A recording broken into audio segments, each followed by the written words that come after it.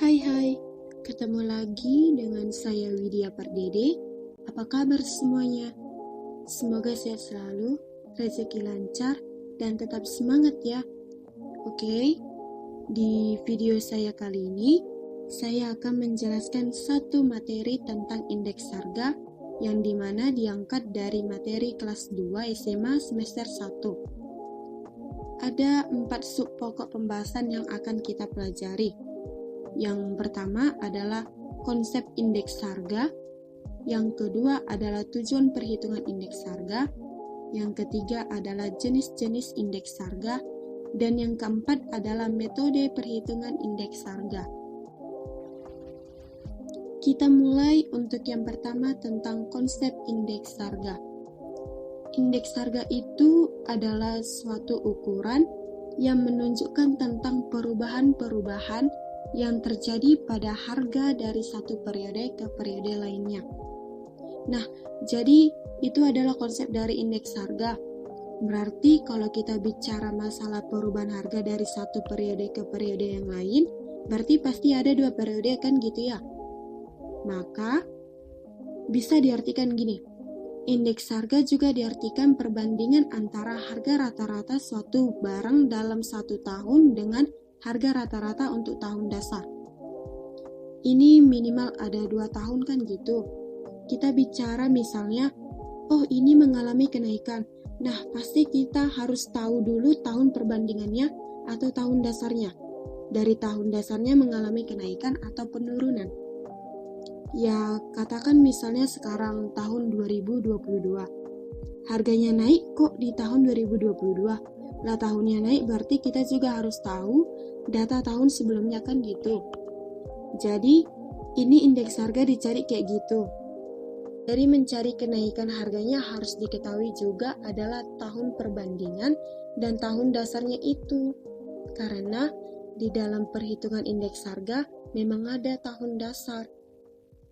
Di tahun dasar ini yang biasanya digunakan adalah tahun yang menjadi pedoman dalam menghitung indeks harga.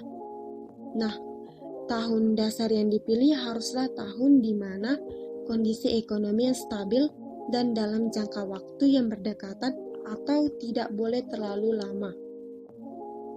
Misalnya dari tahun 2022 kok tahun dasarnya tahun 2015. Nah, itu nanti pasti nggak paham karena terlalu jauh. Misalnya lagi, di Indonesia pernah dulu krisis tahun 1998 ya. Pertumbuhan ekonominya minus 13,34%. Kemudian inflasinya sampai dengan 78,2%. Nah, kalau misalnya pertumbuhan ekonomi tahun 1999, makanya tahun dasarnya 1998 itu tidak bisa. Karena tahun 1998 adalah dalam kondisi tidak stabil. Nah, jadi itulah tentang indeks harga. Jadi begitulah konsep dari indeks harga. Oke, kita lanjut tentang tujuan perhitungan indeks harga. Yang pertama, tujuan dari perhitungan indeks harga, kita nanti bisa mengetahui bahwa indeks harga itu bisa dijadikan petunjuk atau barometer dari kondisi ekonomi secara umum. Kemudian yang kedua, indeks harga juga bisa menjadi pedoman bagi kebijakan dan administrasi perusahaan.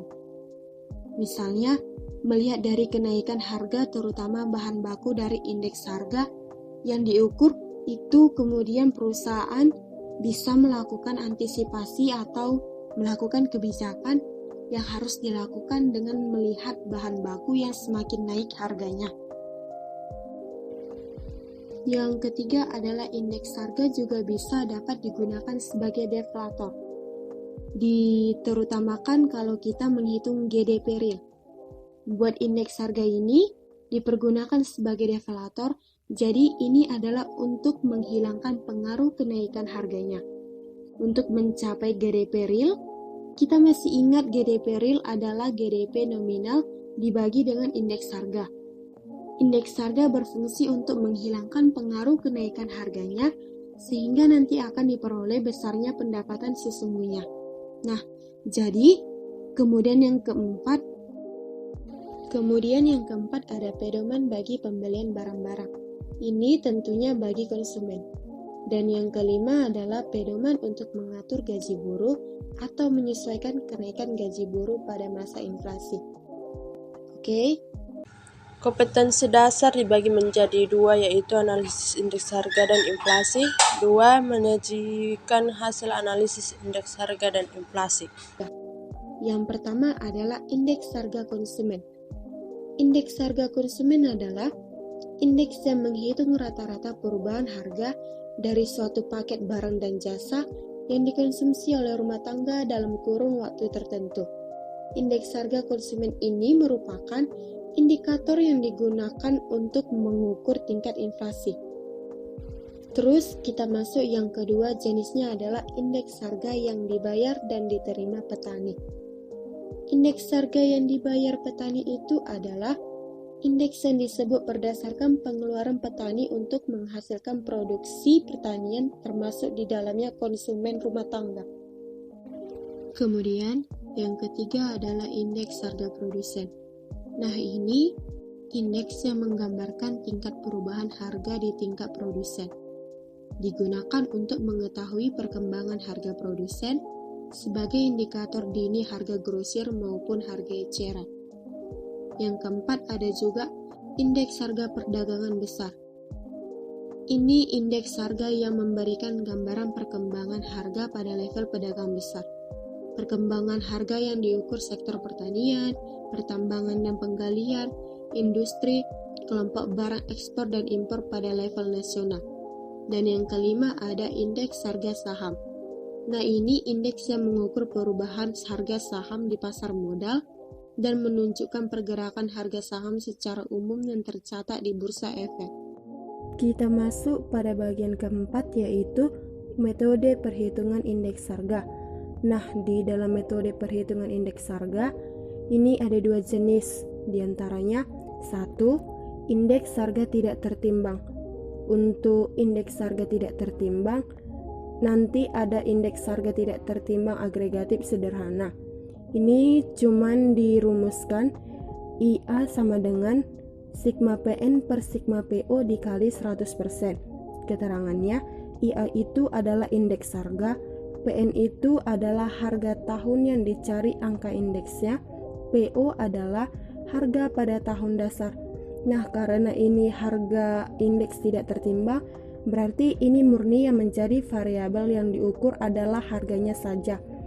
Jumlah harga yang ada pada waktu tahun tertentu, dan juga nanti sebagai faktor istilah turunnya dasar adalah harga tahun sebelumnya atau harga tahun dasar yang sudah ditentukan.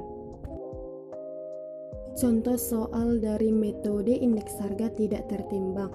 Sebagai contoh soalnya, saya melampirkan sebuah tabel. Cara penyelesaian dari contoh soal tersebut adalah pertama-tama kita harus memasukkan rumusnya terlebih dahulu, yang dimana rumusnya itu IA sama dengan sigma PN per sigma PO dikali 100%. Maka 1500 per 1300 dikali 100%. 1500 itu dapatnya dari total harga tahun 2015. 1300 tadi itu dapatnya dari total harga di tahun 2014, sehingga jumlahnya itu 115,38%. Yang kedua ada metode indeks harga tertimbang. Di metode tertimbang ini saya cuma melampirkan 3 jenis metodenya saja, yang dimana metode pertama itu adalah metode Raspail.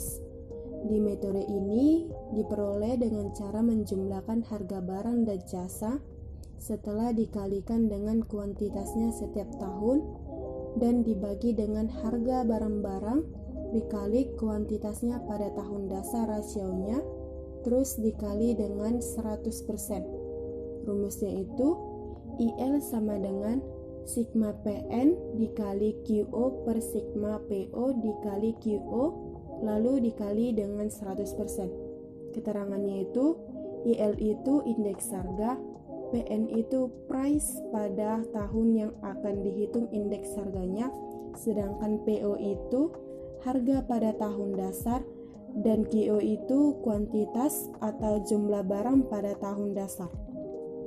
Sebagai contoh soal untuk metode Las Pays, saya juga melampirkan sebuah tabel.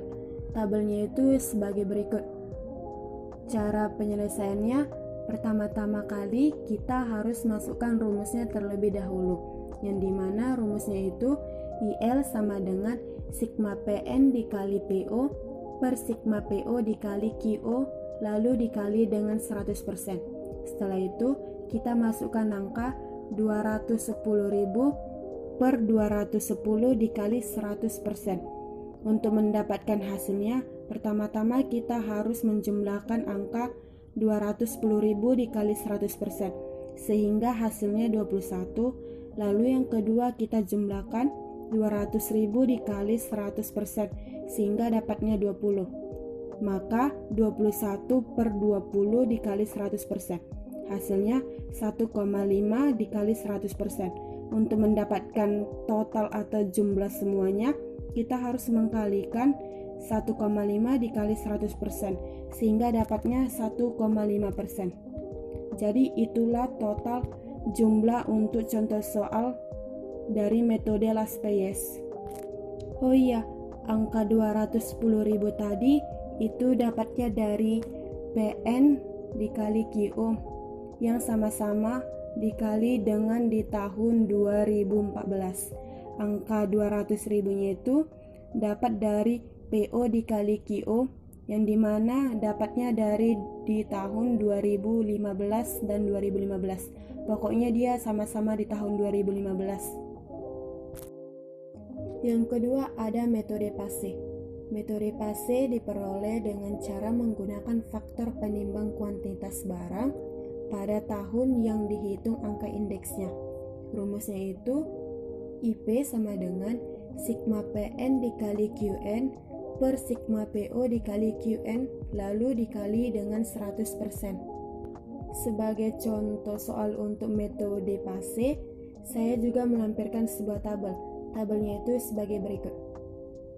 Cara penyelesaiannya, pertama-tama kita harus masukkan rumusnya terlebih dahulu, yang dimana rumusnya itu IP sama dengan sigma PN dikali QN per sigma PO dikali QN lalu dikali dengan 100%.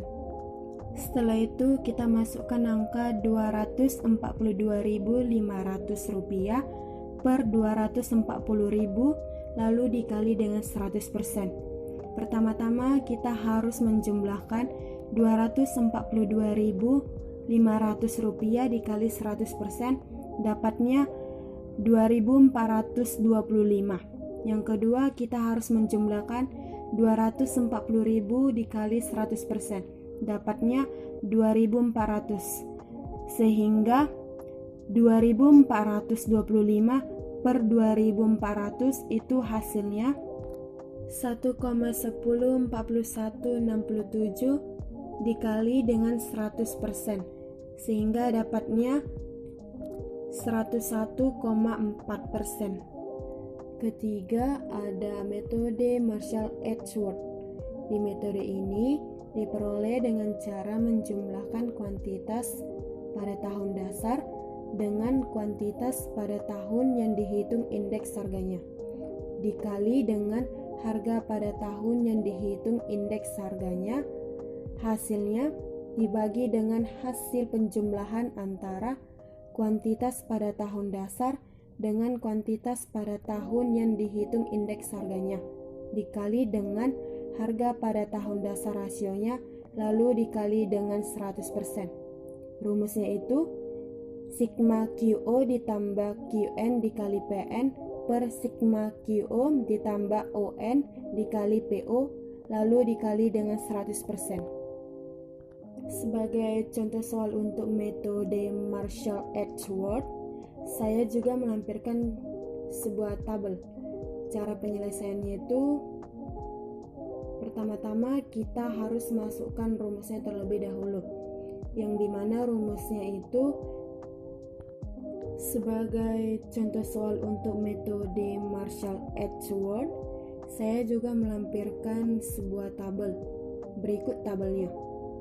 Cara penyelesaiannya, pertama-tama kita harus masukkan rumusnya terlebih dahulu, yang dimana rumusnya itu sigma QO ditambah QN dikali PN per sigma QO ditambah ON dikali PO lalu dikali dengan 100%. Setelah itu kita masukkan angka 452.500 per 440.000 dikali 100%. Pertama-tama kita harus menjumlahkan dulu 452.500 rupiah dikali dengan 100%, sehingga dapatnya 4.452. Yang kedua, kita jumlahkan 440.000 dikali dengan 100%, sehingga dapatnya 4.400. Setelah itu, kita jumlahkan 4.452 per 4.400. Hasilnya 1,0118181 dikali dengan 100%, sehingga totalnya 10,28%. Oh iya, angka 452.500 rupiah itu dapatnya dari kolom QO ditambah QN dikali PN. Terus angka 440.000 itu dapatnya dari QO ditambah QN dikali PO. Nah, jadi begitulah penjelasan dari materi indeks harga. Saya Widya Pardede. Terima kasih. Bye-bye.